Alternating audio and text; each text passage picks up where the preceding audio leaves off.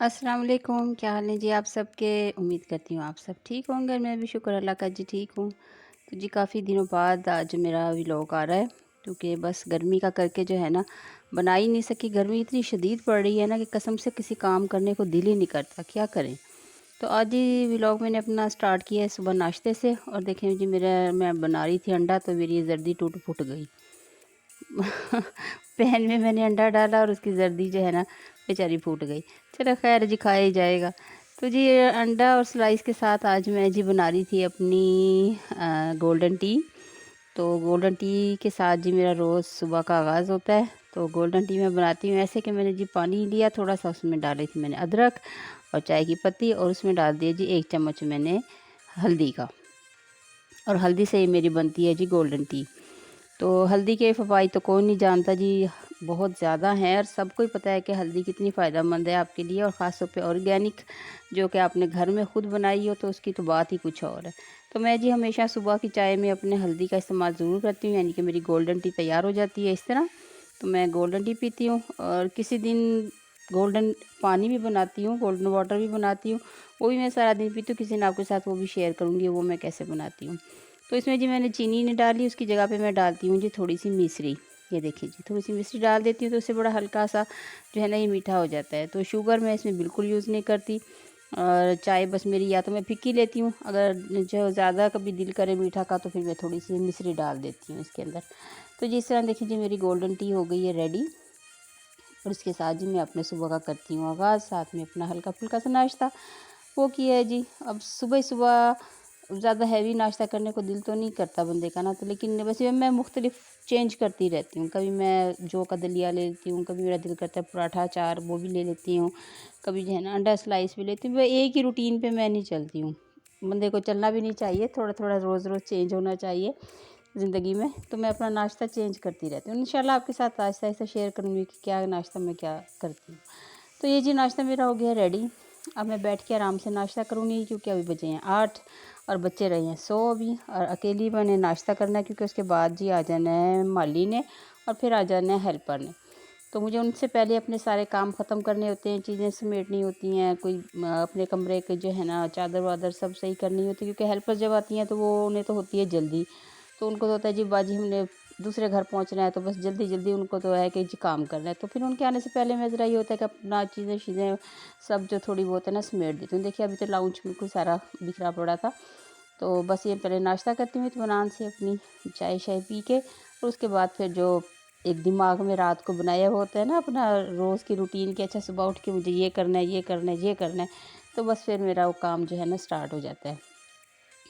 तो सुबह का आगाज़ ही बंदे को ऐसे ही करना चाहिए। रात को मैं हमेशा अपने सारे काम मेरे ज़हन में होते हैं, या मैं लिख लेती हूँ या मेरे ज़हन में होते हैं, तो जो मुझे कि सुबह-सुबह ये काम जो है ना करने हैं। तो ये देखिए जी हेल्पर मेरी आ गई थी, और ये 3 दिन की छुट्टी के बाद आई थी, ये गई हुई थी जी शादी पे। तो बस ये आज जब आई हैं, तो फिर मैंने इनसे कहा कि अच्छी तरह जी सफाई-शफाई कर दो घर की। क्योंकि इनसे भी काम कराना एक बहुत बड़ा टास्क होता है। इनके पीछे फिरना पड़ता है, इनसे काम करवाना पड़ता है। ये कभी अपनी जो है ना खुद काम नहीं करेंगी। अगर खुद इन्हें गलती से आप काम का कह दो ना, तो यकीन मानिए कि मैं कह रही हूँ कि ऐसा काम करके जाती है ना कि बस दिल क्या कहूँ मैं, समझ नहीं आती कि क्या वर्ड बोलूँ। तो इनके साथ पीछे-पीछे फिर के मुझे सारा काम कराना पड़ता है। तो बस इसी तरह यही है जी रूटीन बंदे की रोज़ की कि अच्छा सुबह उठते हैं, सुबह 4:30 उठती हूँ, नमाज़ पढ़ी, कुरान पढ़ा, अपनी इबादत करी, उसके बाद जी बस फिर थोड़ा-सी देर में रेस्ट करती हूँ, उसके बाद फिर 8 बजे मैं उठ जाती हूँ अपने नाश्ते के लिए। तो बस नाश्ता किया और उसके बाद फिर जो है ना मेरी चल सो चल सारे दिन की जो है ना काम स्टार्ट हो जाता है। तो जी देखिए पहले सुबह माली आ गया था, तो उसके बाद अब ये आई हैं, आज इनसे अच्छी तरह मैं सफाई-सफाई करा रही हूँ। इनसे काम कराने के बाद फिर बंदा किचन में लग जाता है। देखिए जी सोच के रखना चाहिए ना आपने कि रात को अच्छा मुझे ये काम करने हैं, यानी कि एक एक टाइमिंग के साथ आप चलें ना, तो आपके काम बड़ी जल्दी और बड़ी आसानी से हो जाते हैं। टाइमिंग के साथ आप नहीं चलेंगे, आप सोचेंगे अच्छा फिर कर लूँगी, थोड़ा ठहर के कर लूँगी, तो इस तरह फिर आपका सारा दिन ज़ाया हो जाता है और काम भी नहीं होता। आप अपना सोच के रखें अच्छा मुझे इस टाइम ये काम करना है, इस टाइम ये जैसे सुबह सुबह उठना है, किसके हस्बैंड ने ऑफिस जाना है तो उसको उनको ऑफिस भेज दिया, बच्चों को स्कूल भेजने वाले होते हैं, बच्चे स्कूल जाते हैं उन्हें स्कूल भेज दिया। कुछ जो है ना हाउस वाइफ, कुछ जो हैं वो तो हाउस वाइफ हैं और कुछ हैं जो बाहर जॉब करती हैं, वो अपनी जॉब पे जाती हैं, वो फिर घर वापस आती हैं तो घर का काम भी करती हैं। मतलब कि आप देखें ना, एक बड़ी टफ लाइफ होती है हाउस वाइफ की। कहने को तो वो कि आप कहते हैं ना कि जी घर में बैठी है, तो लेकिन घर में नहीं बैठी, उसने पूरा घर होल्ड किया होता है उसके साथ ना। हर काम उसको खुद करना है, हर काम उसको कराना है, चाहे नौकर भी हैं घर में लेकिन आपको काम तो खुद ही करवाना है ना उनसे। ये नहीं है कि आपके यहाँ जी नौकर कर रहे हैं तो ठीक है जी वो अपनी मर्ज़ी से करते रहें, ऐसा तो होता नहीं है। आपको उनके साथ लगना पड़ता है, आपको बताना पड़ता है, आपका सारा दिन उनके साथ गुजरता है काम कराने में। तो ये एक बड़ी जो है ना टफ़ जॉब है। तो ये है कि बस मैं तो अपनी रूटीन का ये होता है कि रात को मुझे पता लिख लेती हूँ कि अच्छा भी मुझे सुबह उठ के ये काम करने हैं। अब जिस तरह मैं सारा इनसे काम कराती हूँ, 9 बजे गैस चली जाती है, 12 बजे गैस नहीं आना है तो मैं फिर 12 बजे से पहले अपनी सब्जी सब बनू के सब रख लेती हूँ कि अच्छा जैसे ही गैस आएगी तो फिर मैं जो है ना काम कर लूँगी। तो इसी तरह देखिए आज सुबह सुबह उठी थी तो मैंने अपना सारा कमरा इनके आने से पहले ही अच्छी तरह मैंने देखिए साफ़ कर लिया था, चादर शादर सब बदल दी थी। और ये डेफ़िनेटली भी देखें जी साइड टेबल पे मेरी साथ जो है ना ये फिरती रहती है और अब ये बेचारी थक के यहाँ बैठ गई थी। तो इसको जो है ना ये भी मेरे साथ सुबह ही उठ जाती है। जैसे-जैसे मैं फिरती रहती हूँ ना मेरे पीछे-पीछे ये भी फिरती है डेफ़ो सी स्वीट सी डेफ़ो। तो जी बस ये मैं अभी देखें जी कमरा मैंने अपना साफ़ कर दिया था सुबह इसके आने से पहले, बस इसने आके झाड़ पोंछ दिया और सारा टाँकी मारी और झाड़ू दिया, तो बस ये इन्होंने काम किया है। बाकी ये ऊपर के सारे काम मैं इनके आने से पहले जो है ना कर लेती हूँ, जितने भी कोई चीज़ समेटनी ये वो करना। क्योंकि जो है ना ये इनको अगर कह दो तो फिर जो काम जिस तरह करती है ना वो मुझे तो फिर पसंद नहीं आता। तो ये भी बड़ा मेरे में कीड़ा है इस चीज़ का कि अच्छा जी एक तो काम नहीं पसंद आता जब तक बंदा अपने हाथ से ना करे, तसल्ली नहीं होती है। तो ये जी बस ये इलास्टिक मैंने आज पुराने निकाले थे, इनके साथ मैंने बनाना था एक डीआईवाई, तो फिर मैं आपके साथ नेक्स्ट वीडियो में शेयर करूँगी कि मैं इसके साथ क्या बना रही हूँ। तो हाँ, आज बस जो है ना ये क्योंकि सोचा यही था कि आज बनाऊँगी, लेकिन चूँकि हेल्पर्स आई थी 2-3 दिन बाद तो आज काम बहुत ज़्यादा था, तो मैंने कहा नहीं आज इनके साथ ज़रा काम करा लूँ, तो फिर इंशाल्लाह आपके साथ नेक्स्ट शेयर करूँगी कि मैं इसके साथ जो है ना क्या बना रही हूँ। और देखिए जी ये सारे घर की लाइटें जला देती है ये जो है ना आमना। तो मैं इसे बोलती भी हूँ कि भाई बिल इतना ज़्यादा आता है, अल्लाह की बंदी लाइटें ना जलाया कर, पर नहीं जी मजाल है जो ये मेरी बात सुन ले और मैं सारे घर की लाइटें बंद करती फिरती हूँ। देख एक भी नहीं 2-3 सारी लाइटें जला देती है ये, कोई ऐसा कोई इसका दिमाग में जो है ना बात फंसी हुई है ना, बस मैं इसको क्या कहूँ।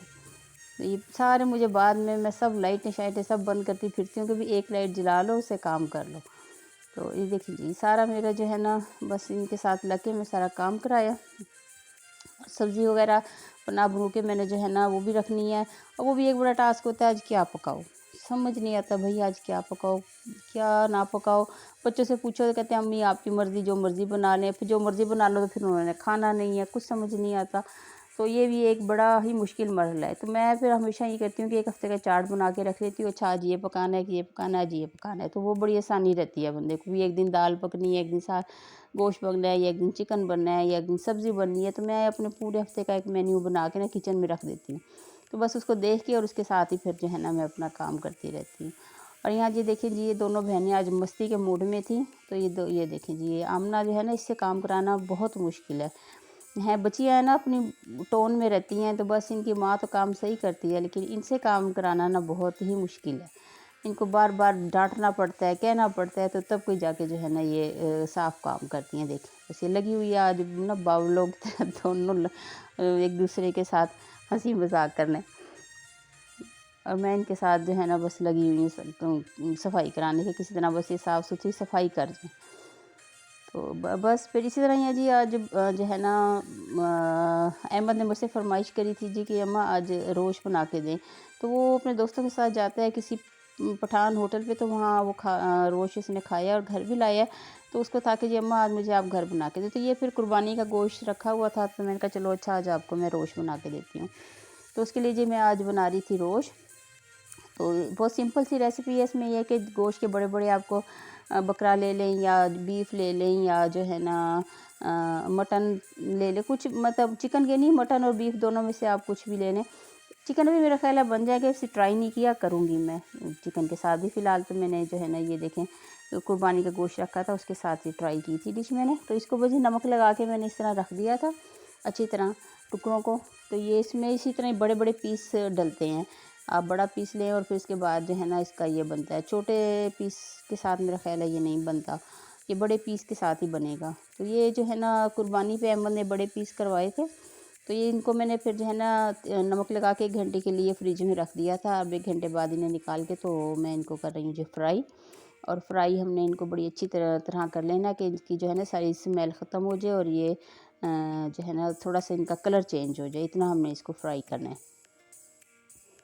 ये जो मैं इनको फ्राई करके और फिर जो है ना अच्छी तरह उसके बाद फिर हम इनको दे देंगे प्रेशर।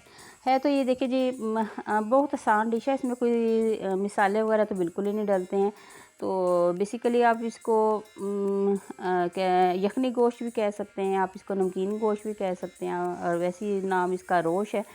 तो जो है ना मुझे तो यखनी गोश्त ज़्यादा बेहतर लगा, क्योंकि इसमें मैं कोई वो काली मिर्च, वो अपना लाल मिर्च, हल्दी, ये कुछ भी नहीं डलता, सिर्फ इसमें काली मिर्च डलती है और नमक होता है, बस दैट्स इट। और ये डिश बड़ी अच्छी जो है ना मज़ेदार सी तैयार हो जाती है और पतला इसका शोरबा होता है। तो ये जी मैंने इनको देखेंगे अच्छी तरह फ्राई कर लिया। इधर ये देखेंगे इतना फ्राई किया कि हमने इनका कलर चेंज हो गया है ना। और यही जो ऑयल हमने फ्राई किया है इसी में से थोड़ा सा ऑयल हम इसके वो पकाने में इस्तेमाल कर लेंगे। तो ज़्यादा नहीं, बस थोड़ा ही डालेंगे, क्योंकि इसका वो शोरबा यखनी टाइप होता है पतला, तो उसमें फिर ज़्यादा ऑयल या घी अच्छा नहीं लगता। तो ये देखिए अच्छी तरह बस मैंने इनको फ्राई कर लिया है। और ये देखिए चारों तरफ से घुमा के हमने इसको जो है ना फ्राई कर लिया है।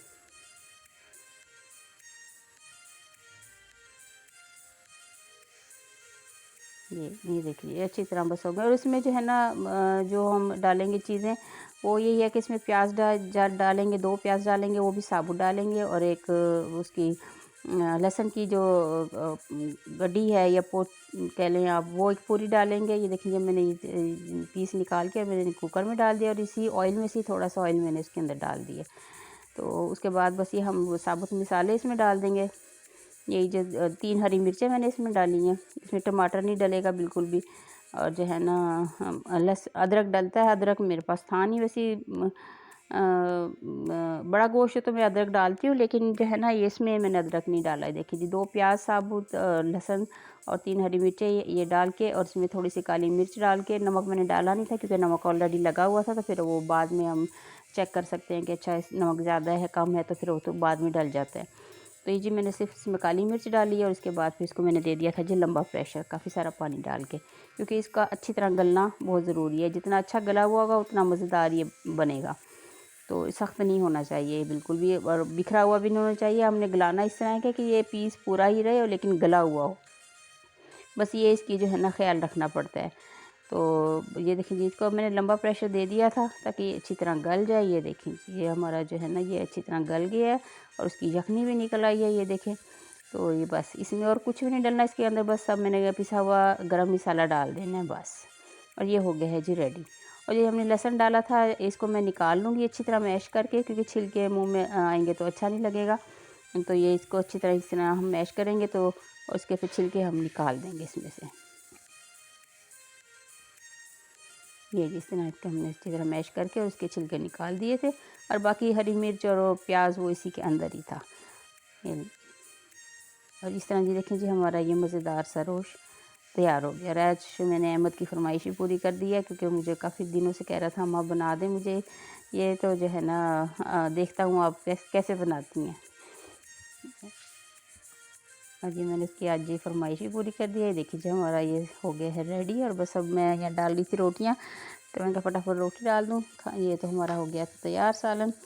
और ये देखिए मैं दिखाऊँ आपको, ये देखिए ये बिल्कुल गला हुआ है और इसी तरह पतला शोरबा इसका रखना है, बल्कि बाज़ार का तो इससे भी ज़्यादा पतला शोरबा होता है। मैंने तो फिर भी थोड़ा सा ज़रा इसको गाढ़ा रखा है। ये यखनी है बेसिकली, ये यखनी की तरह आप इसको एज अ सूप भी पी सकते हैं। तो सारा कुछ तो इसके अंदर है ही है। तो जो है ना ये मतलब 2 काम इसके बन सकते हैं, खा भी लें और आप पी भी लें इसको। तो ये अहमद आके जी चेक करा था, मैंने इसको बोला था अब बताओ इसे टेस्ट करके कि मैं पास हुई हूँ कि फेल। तो वो अब जी इसको चेक कर रहा था और उसने कहा था नहीं अम्मा आपने बहुत मज़ेदार बनाया है। तो ये आज का ही मेरा छोटा सा व्लॉग था। आपको अगर पसंद आए तो लाइक कीजिए, शेयर कीजिए, सब्सक्राइब कीजिए और इंशाल्लाह नेक्स्ट व्लॉग में आपके साथ मैं फिर अच्छे अच्छे DIY शेयर करूँगी जो मैंने जो है ना बनाए हैं। तो वो फिर आपको अच्छे लगेंगे, उम्मीद है वो भी अच्छे लगेंगे। तो जी बस इसके साथ फिर मैं आपसे चाहती हूँ जी इजाज़त। अल्लाह हाफ़िज़।